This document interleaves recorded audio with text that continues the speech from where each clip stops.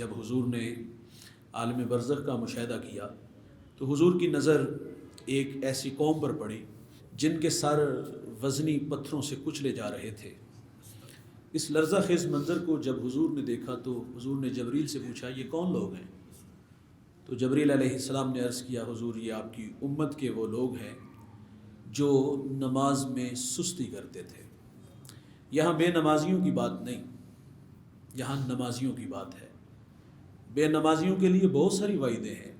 جب یہ جہنم کی طرف جا رہے ہوں گے نا تو ان سے سوال کیا جائے گا ما سالککم فی سقر، تم جہنم میں کیوں جا رہے ہو، کون سا عمل تمہیں جہنم میں لے جا رہا ہے؟ تو وہ کہیں گے لم نکن من المصلین، کہ ہم نماز نہیں پڑھتے تھے۔ بے نمازیوں کے لیے وعید یہ بھی ہے یہ قارون حامان کے ساتھ ہوں گے، اللہ رسول کے دشمن ہیں، اسی صف میں یہ لوگ کھڑے ہوں گے۔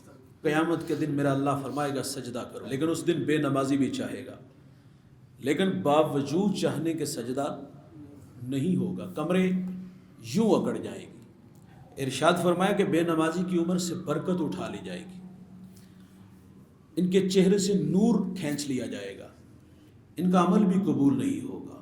بے نمازی بھوکا مرے گا، بے نمازی پیاسا مرے گا، اور فرمایا اس کو ذلیل کر کے مارا جائے گا، اور یہ بھی فرمایا کہ ان کی قبریں تنگ ہو جائیں گی، ان کی پسلیوں کو توڑ دیا جائے گا، جب یہ آپس میں ملے گی تو پسلیاں ٹوٹ جائیں گی، اور بے نمازی پہ اژدہا مسلط کیا جائے گا۔ فرمایا جب وہ ڈنگ مارے گا نا تو 70 گز زمین میں دنس دیا جائے گا۔